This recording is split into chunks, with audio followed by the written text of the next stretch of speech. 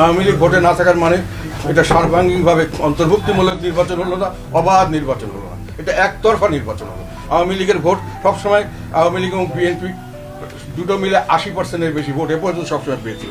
কাজে এর মধ্যে বাদ দিয়ে এবং আরও যে কয়েকটা দলকে বাদ দিয়েছে, আমার ধারণা শতকরা 50% লোককে বাদ দিয়ে এই নির্বাচন হচ্ছে। এই নির্বাচন কখনোই স্বাভাবিক গ্রহণযোগ্য নির্বাচন হতে পারে না, আমাদের দেশেও গ্রহণযোগ্য হবে না, বিদেশেও হবে না। এই কথাটাই শুধু আজকে আমি না, আমি শেখ হাসিনার সময় একই কথা বলেছিলাম। বিএনপি যখন নির্বাচনে আসেনি তখন আমরা বলেছিলাম যে বিএনপিকে নির্বাচন, 2014 সালে যখন বিএনপিকে বাদ দিয়ে নির্বাচন করার কথা ছিল তখন এরশাদ সাহেব নির্বাচন বর্জন করেছিলেন, করার চেষ্টা করেছিলেন, ওনাকে জোর করে করানো হয়েছে।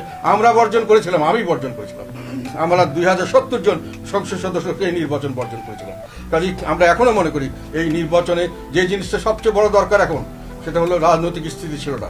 রাজনৈতিক স্থিতিশীলতা ছাড়া সামাজিক স্থিতিশীলতা আসবে না এবং অর্থনৈতিক স্থিতিশীলতা আসবে না, এবং দেশ ক্রমান্বয়ে আরো খারাপের থেকে খারাপের দিকে যাবে। কিন্তু এই নির্বাচনের পরে আমরা রাজনৈতিক স্থিতিশীলতার কোনো রকম কোনো লক্ষণ দেখছি না, দেখতে পাচ্ছি না। আমরা বুঝতে পারছি যে সম্পূর্ণ যদি যে কোনো ভাবে যদি আমরা চিন্তা করি, যে কোনোভাবে চিন্তা করি, এই নির্বাচন থেকে শুরু করে নির্বাচনের পরে এবং নির্বাচন উত্তর সরকারের এই যে একটা বড় বৃহৎ রাজনৈতিক দলকে বাদ দিয়ে করলে সেটা সামনের দিকে কি পরিস্থিতি হতে পারে, এটা আমরা গতবার আওয়ামী লীগের পতনের পর থেকে দেখতে পাচ্ছি।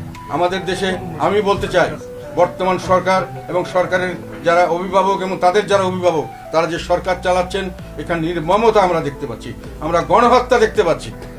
পরিকল্পিতভাবে মব সৃষ্টি করে বিভিন্নভাবে তাদের রাজনৈতিক প্রতিপক্ষকে হত্যা করা হচ্ছে, বিভিন্নভাবে তাদেরকে অমানবিক আচরণ করা হচ্ছে। একটা ছেলেকে তার বউ বাচ্চা মারা গেছে, তাকে পর্যন্ত জেলখানা থেকে এসে দেখতে দেয়নি। কত বড় অমানুষ এই সরকার! মানবিক গুণাবলী থাকলে, এতটুকু সামান্যতম তাদের দয়া থাকলে, মনের মধ্যে মানবিকতা থাকলে এই কথা কেউ করতে পারে না, চিন্তার বাইরে। আমি ছাত্রলীগ করি, আমার যদি দোষ থাকে, আপনি অপরাধ করলে তার জন্য মামলা করবেন, সেই মামলায় আপনার প্রমাণ করবেন আমি দোষী, তারপরে আমাকে শাস্তি দিবেন। এখন আমি ছাত্রলীগ করার জন্য আমার পথে ঘাটে আমাকে ধরে নিয়ে মেরে ফেলতে হবে, আমার বউ বাচ্চাকে মেরে ফেলতে হবে, এটা কোন দেশের কোন আইন? আওয়ামী লীগ করলে তাকে মারতে হবে, এটা কোন আইন? আওয়ামী লীগ করলে, দোষ করলে না আপনি তাকে মারবেন। একটা সংগঠনে লক্ষ লক্ষ কোটি কোটি লোক থাকে, তার মধ্যে সবাই কি গণহত্যার মধ্যে জড়িত? সবাই কি খারাপ কাজ করেছে? সমস্ত মানুষের যে গর্বের বিষয় ছিল বাংলাদেশে, সব এক এক করে ধ্বংস করে দেওয়া হচ্ছে। বাংলাদেশের ক্রিকেট ছিল, তার জন্য সারা বিশ্বে বাংলাদেশের মানুষকে চিন্তকার ক্রিকেটের জন্য। এই ক্রিকেট তিলে তিলে গড়ে তোলা হয়েছে দীর্ঘদিন ধরে, এক একটা প্লেয়ার সারা পৃথিবীতে নাম করেছে, সেই নামে বাংলাদেশকে মানুষে চিনেছে। সেগুলোকে এক কথায় ধ্বংস, তারা সবকিছু ধ্বংস করার জন্য এই দেশটাকে ধারণ করেছে।